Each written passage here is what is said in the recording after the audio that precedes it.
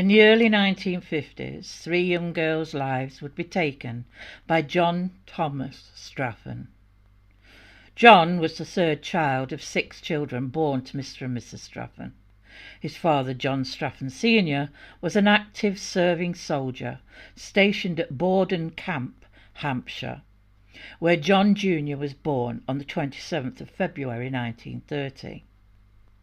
When John was 2, the family were moved to India with his father's regiment, where they spent 6 apparently happy years. In March 1938, after 19.5 years of service, John Sr. decided to leave the military, and the family returned to England, settling in Bath and Somerset. It would appear that it was from this point, at the age of 8, that John Jr. began to get in trouble. By October 1938, the young John had got into so much trouble for stealing and truanting from school. This got him referred to a child guidance clinic, where they could hopefully try and address the problems it would seem young John had. When his mother was asked about any possible early health issues he may have suffered while they were in India, like meningitis or sunstroke, his mother insisted he had not had any health issues, adding he had been a perfectly healthy boy. She eventually acknowledged that he was slow to learn skills like reading and writing, and it became clear that he had a speech impediment. Over the next few months after return from India, John Jr. had racked up a fair amount of police warnings for his behaviour.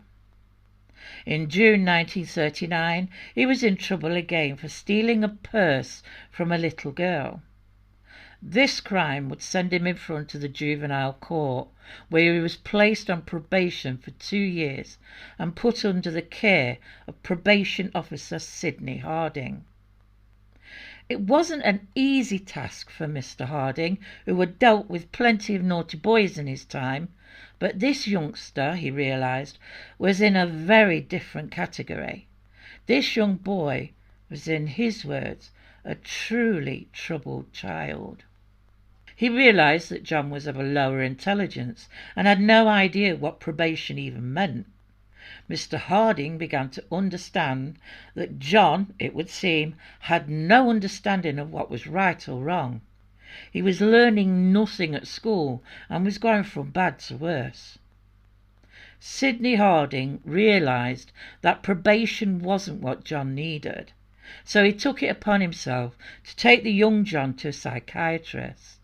And it was this doctor that certified John as having an intellectual disability under the Education Act of 1921 that provided for handicapped children to be educated only in special schools. The law at that time, where his mental disability was concerned, defined his condition as follows: a condition of arrest or incomplete development of mind existing before the age of 18 years, whether arising from inherent causes or induced by disease or injury.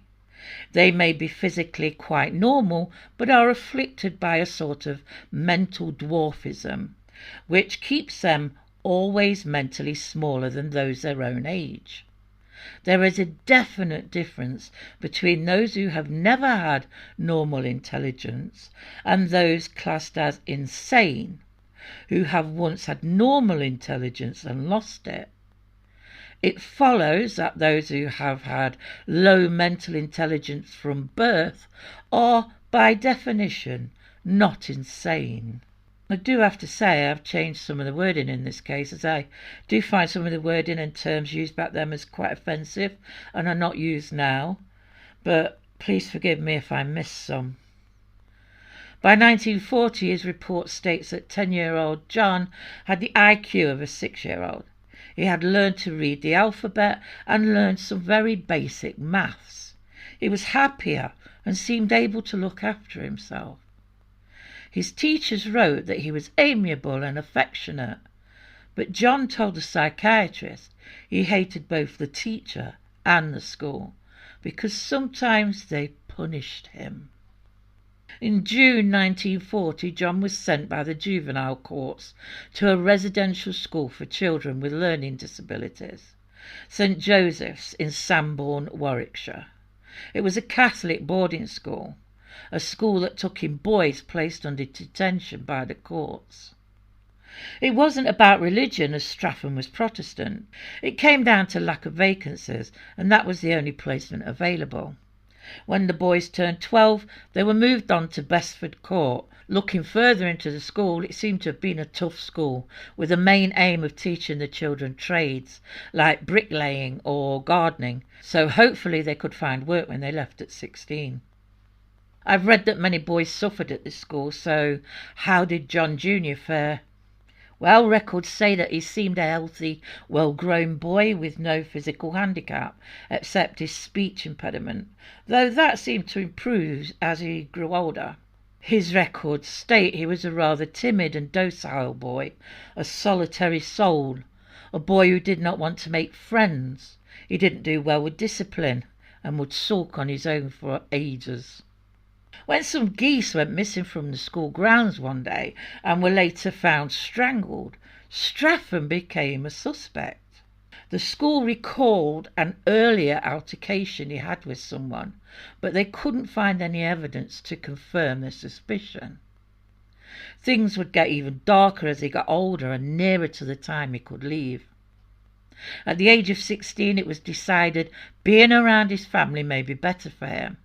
He hadn't done well at school, and his mental age on leaving was around 9 years old. He hadn't taken to a trade at all, and it was advised that he may be more likely to work in menial jobs. In the headmaster's report, he stated that, quote, he might be able to find light work, not calling for much effort or intelligence, but will need sympathetic handling for a time. In March 1946, Straffen returned home to Bath to stand on his own 2 feet. He was medically examined by the medical officer of health, who agreed that he was still certifiable under the Mental Health Act of the time. At that time, the Public Health Department was struggling, and as a result, Straffen didn't receive the supervision he needed due to his condition. Saying that, he did seem to do well at first, getting a job as a machinist in a clothing factory, and stayed at it for 10 months. But just because he was working didn't mean he wasn't getting into trouble. Early on in 1947, he went off the rails completely for no apparent reason. He left his job for no reason and started stealing small things from unoccupied homes. According to his mother, nobody knew what he was doing. At that time, it was considered unusual for someone with his disability to commit serious crimes alone. It was thought that someone with a mental impairment would be more likely to commit serious crimes if they were influenced by others. But Straffen committed his crimes entirely alone. Summer rolled in, and on the 27th of July 1947, Straffen's deeply disturbing side began to show itself. The police were informed of an unprovoked attack on a 13-year-old girl by John. He had covered her mouth with his hand and whispered in her ear, "What would you do if I killed you?" claiming to her he'd done it before. They initially thought it was just teenage antics, but 6 weeks later the police began to recognise the disturbing behaviour of Mr. John Straffen. It was reported that he had strangled 5 chickens owned by the father of another girl who had reprimanded him previously. Before the police had a chance to charge him for this case, he had already been reprimanded by police for housebreaking and asked for 13 other break-ins to be taken into account. On seeing his behaviour after his arrest and knowing his history, they called for a psychiatric examination. The doctor's report on Straffen recorded that he had impaired intellectual abilities. He was committed at the Bath Quarter Sessions on the 10th of October 1947 to Haarlem Colony in Bristol under Section 8B of the Mental Deficiency Act 1913. Haarlem was an open colony which specialised in training mentally impaired people for resettlement into the community. Haarlem would later face criticism for releasing such a dangerous individual.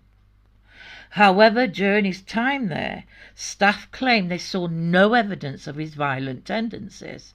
In fact, the paperwork they received clearly indicated that he was not considered a threat or dangerous. His only charge that they knew of was of the charge of housebreaking. While Straffen was in these institutions, his behaviour was of a timid, nervous man who did on a couple of occasions abscond from the facility, only to be brought back pretty quickly. It was also noted he wasn't interested in girls and skipped the social events organised at Haarlem. He worked on the gardens, and it was once again noted he made no attempt to make friends. 20 months in, and Straffen was licensed to go to an agricultural hostel for those with learning disabilities in July 1949. Everything was fine until he stole a bag of walnuts. That decision would send him back to Haarlem in February 1950. In August 1950 he once again absconded from Haarlem and took himself home. After a struggle with the Bath police, he was returned to the school. It's believed he realised that his absconding wasn't helping his situation, so he relaxed and kept his behaviour in check. Because of this, he was allowed home leave for a few days in February 1951. During this time he was able to maintain a job with a market gardener near Bath. Thanks to his good behaviour and hard work, he was placed in the care of his mother with support from the health service. The family home had grown larger and was clean and well kept, and John's older brother was committed to helping him stay on the right path. There were strict provisions according to the Intellectual Disability Act of the time. John Jr. had to be seen by the health service visitors when he turned 21. After his examination, he was still seen as in need of care and control, certifying him for another 5 years. Mrs. Straffen appealed this decision, and on July the 10th he was re-examined. Although his mental age was still seen as around 10 years old, the doctor advised that his present trial on licence should be reviewed in 6 months, at the end of which period he might be considered for discharge. This was great news for the Straffens. It seemed that Haarlem had managed to help John improve his behaviour. He had a stable job and appeared to be on track for a normal life. Or so his family thought. John had a different perspective. He resented having to act a certain way and keep a job just to earn his freedom from a life in institutions. He felt stuck in a system that prevented him from doing what he wanted. It seemed like a punishment to him, and when John felt that way, he expressed his frustration in the worst possible manner. Although well concealed, he harboured his deep feeling of needing revenge. Straffen held a strong resentment towards the police, claiming that it was them that was the cause of all his problems, a grudge that he had held on to since he was 8 years old.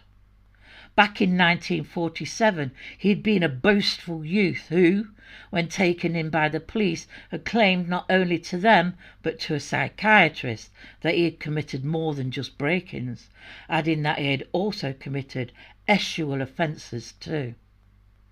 Back to 1951, while he was on licence, the police monitored his movements.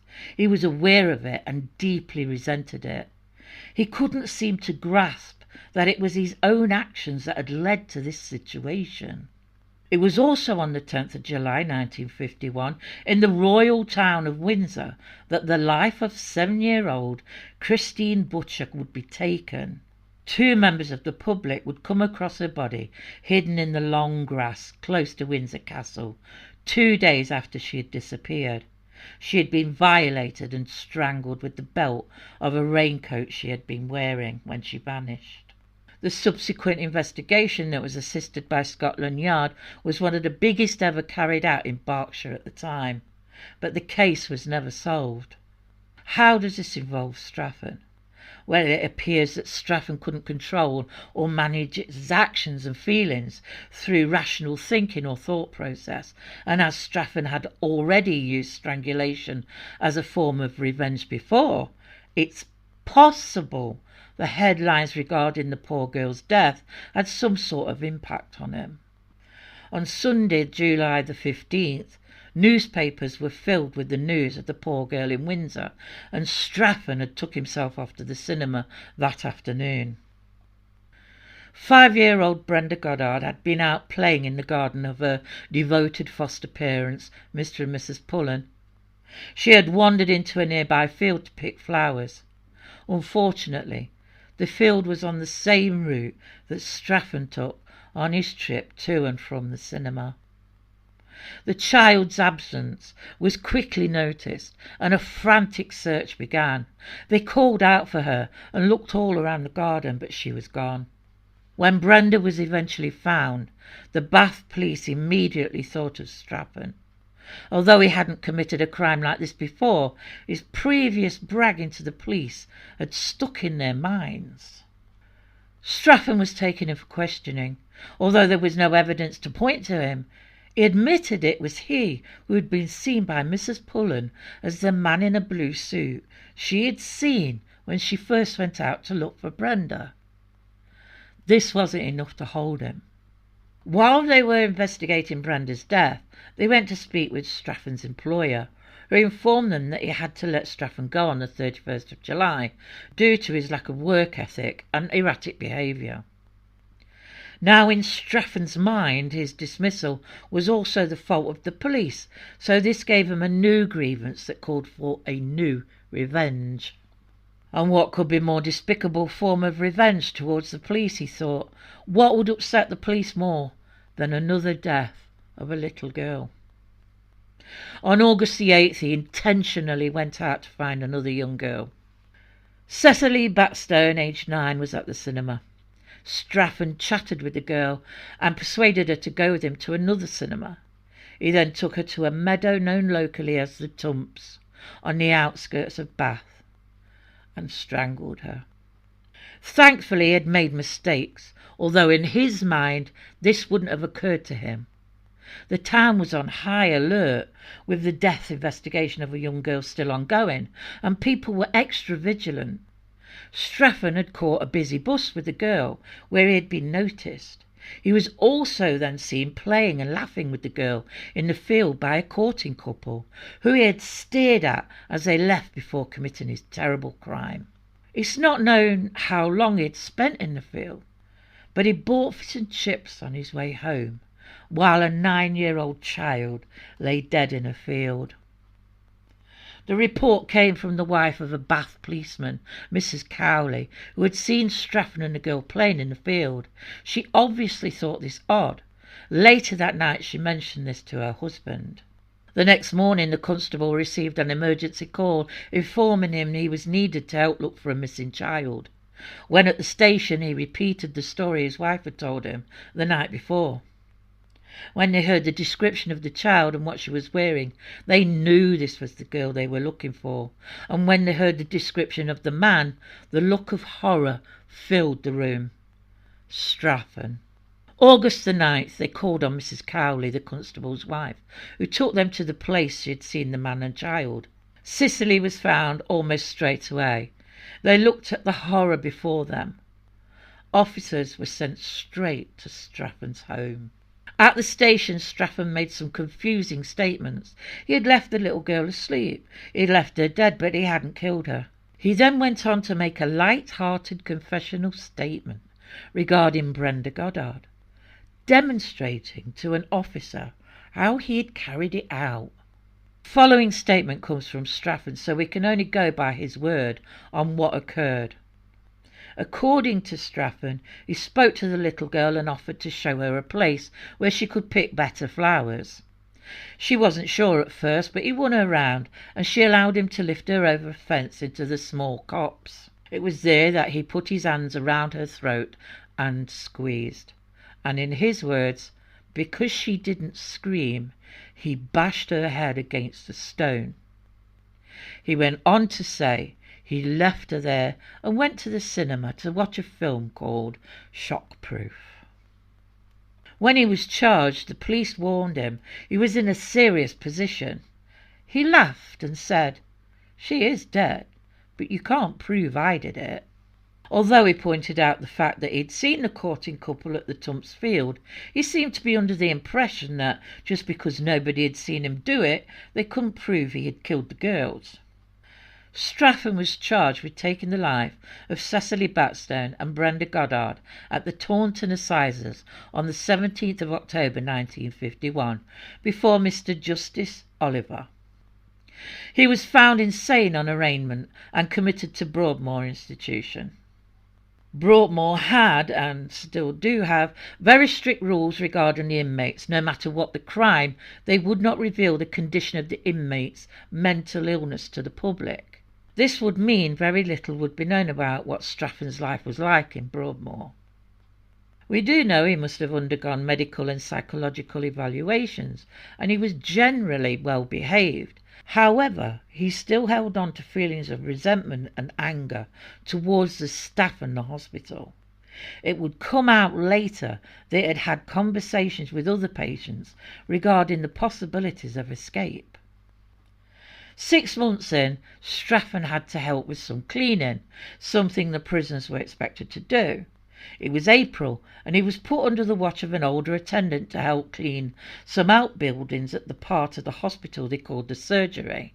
These rooms opened up at the back onto a small courtyard that was surrounded by a 10-foot wall.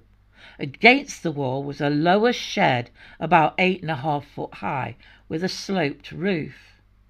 There was also some large empty containers lying around the grounds.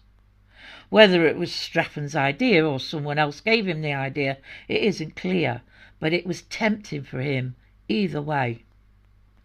What happens next is in his own words. Yesterday afternoon, April the 29th, I went to the surgery to work. I did one room, then I got a duster and went to Mr. Cash and asked him if I could go out and shake the duster. I was out about 2 minutes, and then another patient came out and asked me if I had finished shaking the duster. I said I have, just finished off now, and he went back in. I then climbed the roof, and then I jumped over the wall and ran. He had no money, but managed to get clean away. Surprisingly, Broadmoor at that time had no system for warning of an escape. No sirens, no roadblocks or telephone messages to post offices and schools. The rural countryside surrounding the area gave him plenty of cover. Eventually he approached a house and asked for a drink of water. Around 4:30 p.m. he arrived at the small village of Farley Hill, located about 7 miles from Broadmoor. Shortly after, he was spotted by Mrs. Sims, the wife of a local estate worker, and Mr. Barker, who lived on the small high street. Straffen hung around the area for about an hour when he overheard a conversation between Mr. Sims and his 5-year-old stepdaughter, Linda Bowyer, outside the village store. Around 5:30 p.m, Mr. Barker looked out of his window and noticed Straffen lingering close to the school and saw little Linda riding her bike up and down the road. She was also seen by Miss Saxby a few minutes later. What happened after this is a little unclear. There was a gap of at least 20 minutes from the last time Linda was seen to when a Mrs. Chadwick came down the road and saw that no one was around, no Linda. Little Linda Bowyer wasn't seen alive again. About 5:45 to 5:50, Straffen turned up at Farley Hill House. He knocked on the door and asked for a glass of water. Straffen then lied about how he had got there, telling them he had come via the road instead of the actual way he came. Why? Because if he had told them the truth, it would have placed him at the scene where Linda's body lay next to her bicycle. The mistress of the house gave Straffen a cup of tea and gave him directions to the bus stop that would take him to Wokingham. He left, and while walking down the road he decided to try and thumb a lift. A car driven by Mrs. Miles stopped to give him a lift. She couldn't take him into town, but would drop him at Bramshill Hunt bus stop. Suddenly, as they turned the corner, they encountered men in uniform. Straffen tried to run, but was caught within minutes. But it was already too late for Linda. On his way back to Broadmoor, he claimed to have escaped to prove his innocence. Straffen had been free for about 4 hours. Linda still hadn't been found. About 11:30 p.m, Mr. and Mrs. Sims reported Linda as missing. The police, knowing that Straffen had been in the area, became very anxious. Despite it being dark, they began to search until 2:45 a.m. The early hours found them out again with tracker dogs. At 5:25 a.m, they discovered, close to the Sims cottage, the cycle Linda had been riding. Not long after that, they discovered Linda's little body laying underneath an oak tree. She had been strangled. It didn't take long for Inspector Francis and Sergeant Lawson to receive permission from the Home Office and arrived at Broadmoor at 8 a.m. the next day. Nobody at Broadmoor knew that a young girl had been found dead. When they found out from the officers, Straffen was taken to a room for questioning. The inspector sat opposite Straffen and asked him what he'd been doing in the village of Farley Hill. His first response was, "I didn't kill her." When the inspector told him that there had been no suggestion that anybody had been killed, he retorted, "I know what you policemen are. I know I killed 2 little children, but I did not kill the little girl." When told that a little girl had, in fact, been killed near where he had been recaptured, he said, "I did not kill the girl on the bicycle." Since no mention was made of a bicycle, this statement could not be more damaging. As Straffen was in Broadmoor, the inspector knew he had to be mindful of the judge's instructions, and he knew it would be complicated. The inspector cautioned Straffen and took what would be a long, drawn-out statement. After what must have been permission by the Home Secretary, they arrested Straffen the next day and charged him with the murder of Linda Bowyer. On the 2nd of May 1952, Straffen appeared before the Reading County Magistrates. When Inspector Francis gave evidence, he told the court that when the arrest warrant had been read to Straffen, he had said, "I did not kill the girl. It's a frame-up." The Director of Public Prosecutions informed the magistrates that he'd been instructed to request legal aid for the prisoner. When Straffen was asked if this was the case and did he understand what was being asked, Straffen replied yes. There would follow some legal complications as Straffen had managed to escape Broadmoor. He was detained in Brixton Prison and later in Wandsworth. The trial began on the 21st of July 1952 at Winchester Assizes before Mr. Justice Castles. The Solicitor General, Sir Reginald Manningham Buller, QC, Mr. G.D. Roberts, QC, and Mr. J. Hutchinson appeared for the Crown. Straffen had been granted a defence certificate and was represented by Mr. Henry Ellum and Mr. H.E. Park. Due to a jury member being dismissed on the second day, the judge was late into court and explained that owing to the alleged conduct of one of your members, he was compelled to discharge the jury and start again with a new one. When it was restarted, Straffen pleaded not guilty. His only hope of avoiding the DP lay in establishing that his mental health condition would justify a verdict of guilty but insane. The complicated trial finished on July the 25th, 1952, with Straffen being found guilty and sentenced to hang on the 4th of September. An appeal was dismissed on August the 20th. On the 29th of August 1952, Straffen was reprieved on the grounds of insanity on the recommendation of the Home Secretary and committed to Wandsworth Prison. In 1956, Straffen was moved to Hallfield Prison in Bristol after officers discovered an escape attempt by Wandsworth prisoners who intended to take Straffen with them as a diversion. The news caused extreme concern in Bristol, and a petition demanding his removal was organised by a local councillor.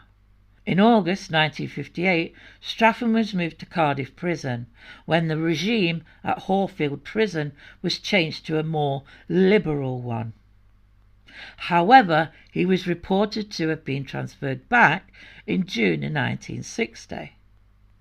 Straffen had been secretly transferred to the new Parkhurst prison on the 31st of January 1966. He was the first to arrive and was followed by 6 of the great train robbers. In May 1968, Straffen was moved to Durham Prison and placed on the top security E-wing. By 2000, he was in Long Lartin Prison. Straffen died at Franklin Prison in County Durham on the 19th of November 2007. He was 77 years old and had been in prison for a British record of 55 years. After Straffen's escape from Broadmoor in 1952, security was stepped up and a siren system was installed to alert local residents and surrounding areas if an inmate was on the loose. The alarm is still tested every Monday morning. Thank you for watching.